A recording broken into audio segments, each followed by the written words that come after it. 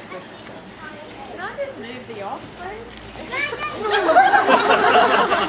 Oh, he got invited. Well, we don't know it's an Australian wedding now. There's no bloody mosquito. We'll get the air guard out now.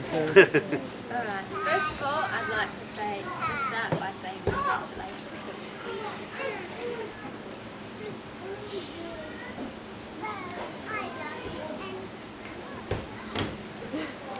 Come on, you can do it. You can do it.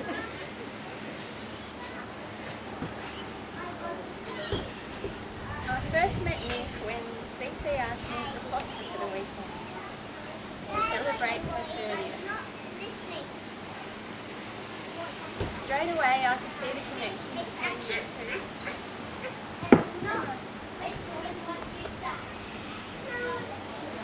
Yeah, you're all right. You're in good company, Sam. I already thought you were a couple. And so when I asked Cece and she said, no, we're not a couple, I thought, well, it can't be long. Cece doesn't set her alarm to get up and watch the sunrise for just anyone.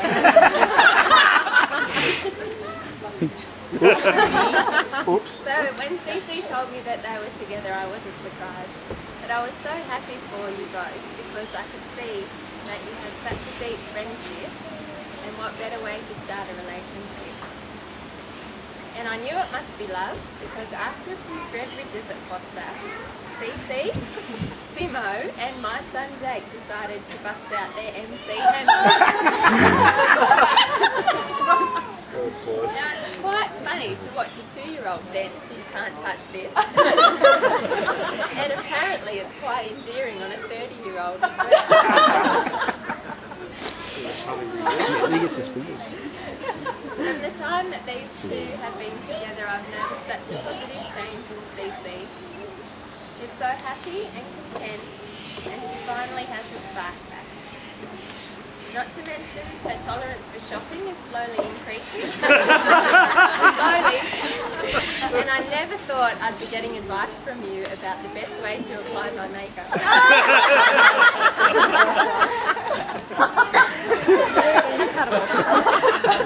Oh boy. Cece, you're so dear to me and you're such a special part of our lives. And I'm so happy to see that you found the happiness you deserve with me.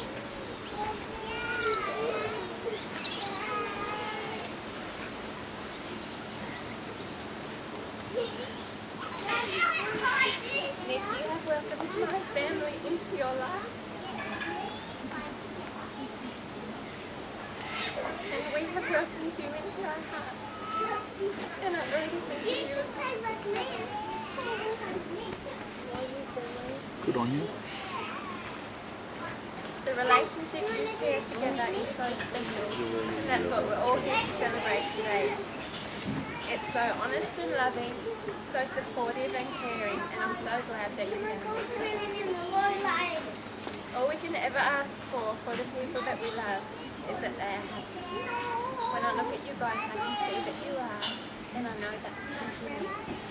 So if everybody would like to raise their glasses to CC Nick's happiness.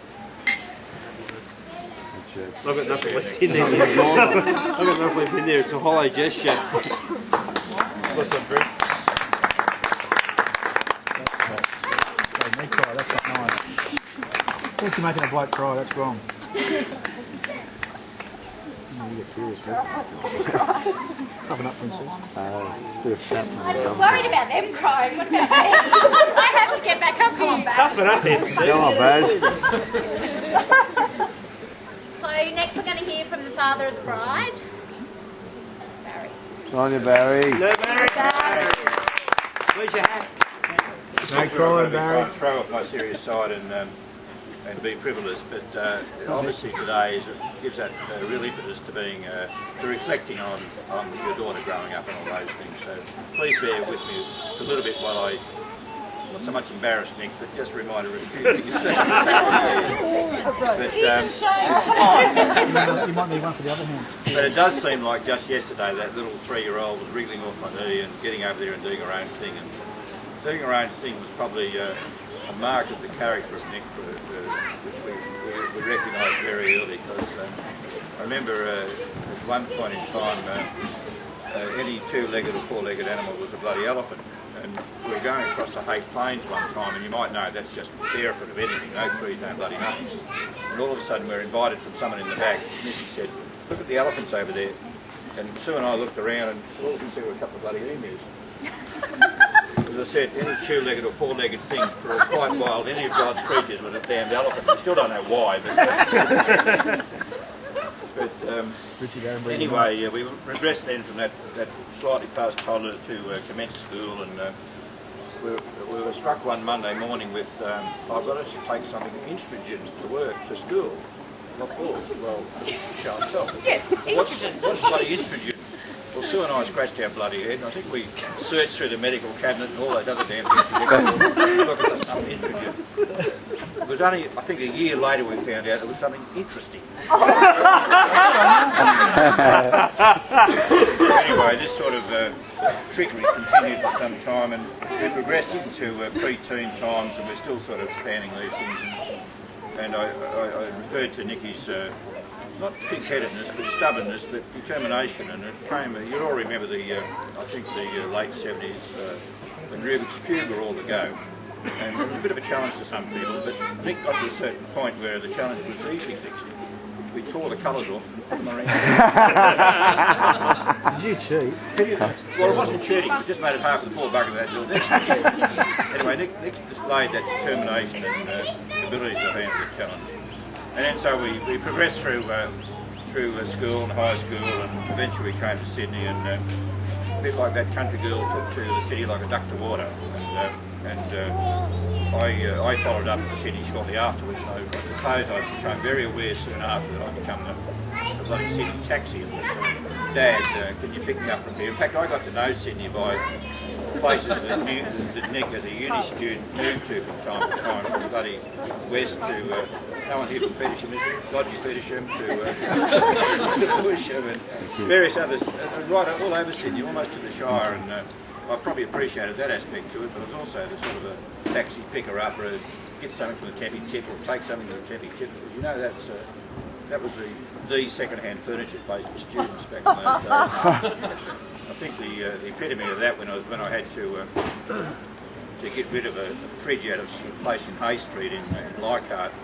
Some landlord was going bloody crook, and I had to, with help from Louise Larkin, who I thought was going to be on stream here for today, but Louise and I bundled this bloody huge upright fridge in the back of the Range Rover, and I disappeared it down to some derelict bloody car park in Marrickville or something. But I got to know Sydney quite well by virtue of Nick's early days in Sydney. And that sort of made it very clear to me. I became aware that her uni days and subsequent days, she created a lot, many friends that was obvious to me, and that's probably reflected here today, that there is some very fine folk amongst those. And amongst those friends, in due course, was Watto, and Watto sort of thing. Then one day, she said, "Oh, by the way, Nick wants to see you, Dad." "Oh, yeah, right, yeah." So I turned up, I was home, made sure I was home at 5 o'clock on that Wednesday, and "Oh, by the way, Dad, Watto's not my friend, she's my girlfriend." "Oh, right. Oh, shit, right."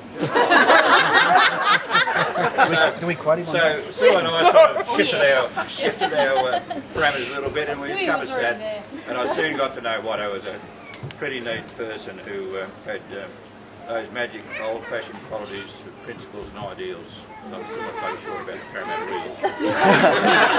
You're not on your own, Barry, trust me. Remember, I come from Footscray, so I had a real problem shipping across the border. But I did get to know Watto, and even since then I think my early judgment was very apt at those principles and old-fashioned ideals were very clear. And it was probably made more clear one day, about 12 months ago, when Watto followed me into my garage, which you may not understand is where I go to talk to my cars. Exactly the place. So Watto ventured in there and said, "Oh, OM, I want to talk to you here, right, mate." He said, "I want to ask Nick to be my long-term partner when we're in Paris next month."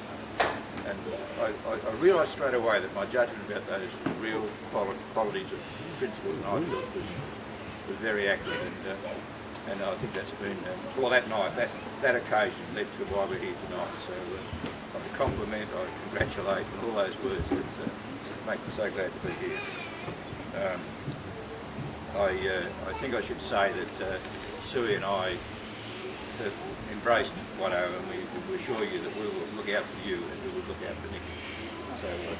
So on that, I'd like to wish you all the very best, both of you, in your future, good health, all those things, whatever you aspire to. I hope you achieve, and we'll look forward to being a part of that journey with you. With that, I don't think there's anything else that I'd like to say, except that all those folk here, I think, would join me in reinforcing what Baz said earlier, that thanks very much to Pete and Gail for the occasion. It's great being here. It's been magic. I suppose I should say thanks to my new best mate Craig, who's